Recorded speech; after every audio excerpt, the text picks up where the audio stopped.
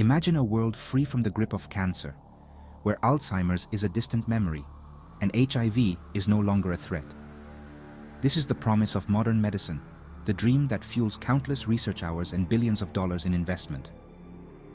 We place our hope in the hands of scientists and pharmaceutical giants, trusting them to find the cures that will eradicate diseases and alleviate suffering. But what if this promise is a mirage, a carefully constructed illusion? What if the very entities tasked with discovering cures are incentivized to keep us sick?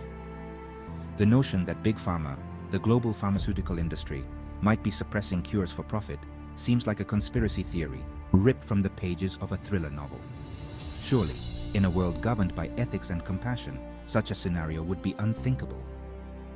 Yet a closer look at the industry's practices, its financial motivations, and its history of prioritizing profit over patients paints a far more complex and troubling picture. The global pharmaceutical industry is a behemoth, generating over $1 trillion in annual revenue. These companies are publicly traded, beholden to shareholders who demand ever-increasing profits. This creates a fundamental tension between the industry's scientific mission to improve human health and its financial imperative to maximize shareholder value. While these two goals are not inherently mutually exclusive, the current system often prioritizes the latter, sometimes at the expense of patient well-being. Critics argue that this profit-driven model incentivizes a focus on developing drugs that manage chronic conditions rather than cure them.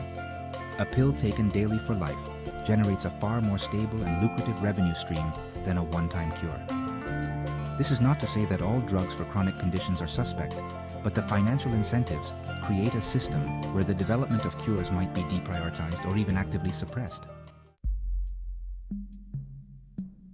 Developing new drugs is undeniably expensive.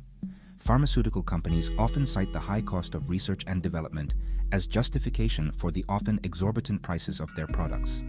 They argue that these prices are necessary to recoup their investment and to fund the development of future life-saving treatments. While this argument holds some merit, it fails to acknowledge the complexities of pharmaceutical financing and the influence of external factors on drug pricing.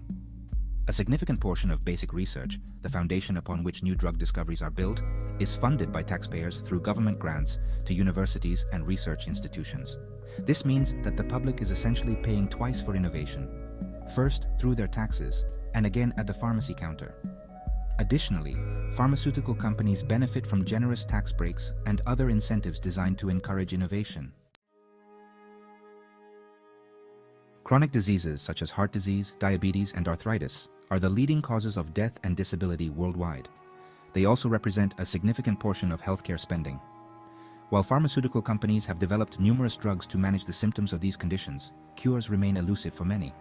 This raises the question, is Big Pharma neglecting cures for chronic diseases in favor of profitable treatments that manage symptoms but don't address the underlying causes? The answer, like many things in medicine, is complicated. Developing cures for complex chronic diseases is a monumental scientific challenge. These conditions often involve multiple genes, environmental factors, and lifestyle choices, making them difficult to target with a single drug or intervention. However, the financial incentives within the pharmaceutical industry may be hindering progress towards finding cures. Over the years, numerous allegations have surfaced accusing Big Pharma of suppressing cures for financial gain.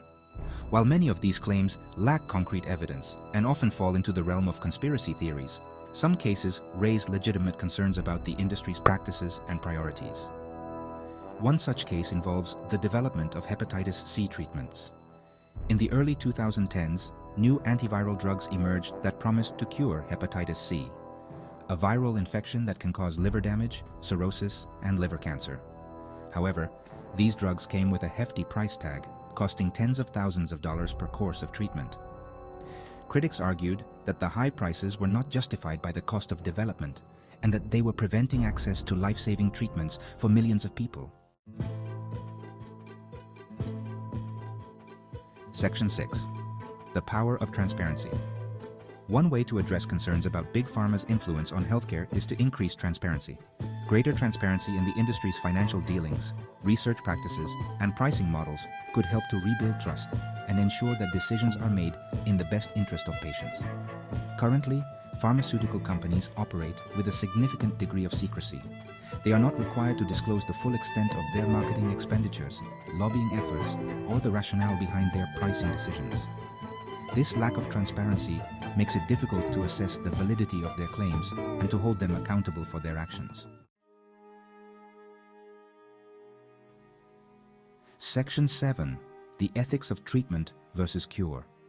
The debate surrounding Big Pharma's role in healthcare often boils down to a fundamental ethical question. Is it acceptable to profit from illness? While most people would agree that healthcare should not be driven solely by profit, the reality is that financial incentives play a significant role in shaping the industry's priorities. This raises concerns about whether the pursuit of profit might be hindering the development of cures in favor of profitable treatments that manage symptoms but don't address the underlying causes of disease.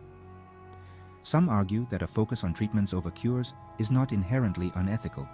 After all, many chronic conditions, such as diabetes and HIV, can be effectively managed with medication, allowing individuals to live long and fulfilling lives.